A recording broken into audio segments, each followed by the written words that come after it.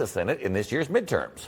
And Trump touted his tax cuts recently, saying people are getting refunds of $5,000, $8,000, and $11,000 that they had no idea they were getting. It's turned out to be better as good or better than I said it would. Damian Brady is Vice President of Research at the National Taxpayers Union Foundation, and Richard Stern is Vice President at Plymouth Institute for Free Enterprise. Richard, thoughts on President Trump touting his tax cuts? Well, I mean, I think this is a fantastic win for the American public. Look, the One Big Beautiful Bill avoided $4 trillion of tax hikes that the American public would have faced. But, that's just the start of it. Beyond that, there's brand new tax cuts for building factories in America, no tax on overtime, things that frankly fix 100 years of sins in the U.S. tax codes, things that make it finally lucrative to invest in building factories and productive capacity right here in America. Yeah, Damian, Democrats criticize the tax cuts, arguing they disproportionately benefit wealthy and corporations. Democrat National Committee Chair Ken Martin arguing in a statement that Donald Trump promised Americans lower prices, lower taxes, and bigger refunds, and what they have gotten instead, massive tax breaks for Trump and his wealthy friends, a reckless trade war that has hiked prices, and a deadly and costly taxpayer-funded war with Iran. Look, Damian, I don't recall Democrats worrying about inflation at all during Joe Biden's term, and inflation was worse. Gas cost more then. So what do you think brought about the change of heart? Well, you have to look at who is taxed by the system that we have.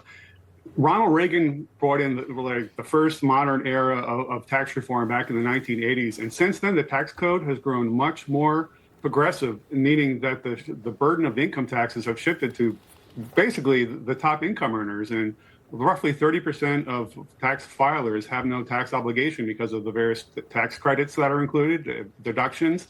And one of the biggest benefits that was included in the Tax Cuts and Jobs Act and the new tax cut passed last year was a doubling of the standard deduction, which provides broad-based tax relief and saves a lot of time and compliance headaches as well for taxpayers all across the country.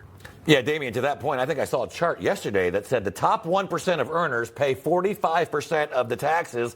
The bottom 50% pay 2%. It's wild. Yeah, so you got to think about that when you hear these fair share arguments. How much do they really want to tax people? I mean, we didn't want a tax code that helps people on the lower end of the income to have breaks as they work their way up. We also want a tax code that rewards success and allows people to use their own money in a productive manner. Yeah. And switching gears, Treasury Secretary Scott Bessent says Trump's tariffs could return by July after the Supreme Court struck down the tariffs earlier this year. He said, "We had a setback at the Supreme Court in terms of the tariff policy, but we will be implementing or conducting Section 301 studies, so the tariffs could be back in place at the previous level by beginning of July." I cover the Supreme Court. I'm sure the administration, after those oral arguments, had some sort of plan in place. They did not go very well. Richard, what could this mean for the economy? Well, look, here's the thing. This is the headwind we're facing.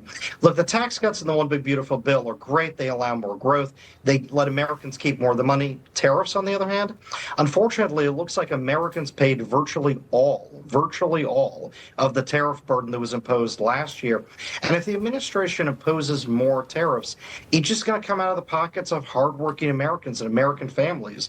And, it's important to remember that more than half of the goods we import into the United States are goods used by our producers.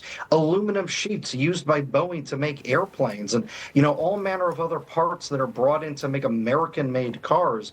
So, truth be told, not only are American families suffering because of the tariffs, American manufacturers, American industry are being savaged by those tariffs. So, look, as far as I'm concerned, don't put more tariffs in, do more tax cuts. Yeah, Damian, before we go, I got to ask you about this. So reports say that Democrat former Congressman Eric Swalwell, obviously he has officially resigned from Congress following allegations of sexual assault against him. But despite all of that scandal surrounding him, that the former congressman can still get his pension. According to the group you work for, the National Taxpayers Union, Swalwell would be eligible to receive a taxpayer-funded pension of roughly $22,000 per year when he reaches age 62. I mean, what do you think about this? And would he also still be eligible to get his government-provided health care? If he's enrolled in a federal program like that, yes, he would. So there have been laws enacted in 2007 and 2012 that do limit cut off pension for former members of Congress who are convicted of certain crimes, but these are generally related to corruption and perjury and disrupting an investigation. So that's one thing that Congress might want to look at, is expanding the list of crimes that would result in pension forfeiture, because we want good people, quality people, honorable people serving in Congress. And we've seen that, for example, Representative Corrine Brown from Florida was indicted and convicted for corruption, but then she ended up pleading to a lesser charge that left her pension in place. So we know that these pensions are important in the decision makings of these members of Congress. And Richard, I don't think taxpayers, let's say these criminal probes continue to play out and Swalwell is convicted. I don't think taxpayers really want to be paying his pension. How likely would it be that members of Congress go ahead and add crimes to that law already on the books, or go ahead and look to limit their own pensions potentially in the future? Well, I'd like to think better of them, but the truth is we've had decades and decades here of congressional ethics laws that stop good things from happening, that go after, frankly, the most minor and petty things you can imagine. But when it comes to insider trading, where members make millions of dollars, when it comes to violations like this, allegations of horrendous crimes, they don't do anything about it. So, I think we need more sunlight, we need more pressure from the outside.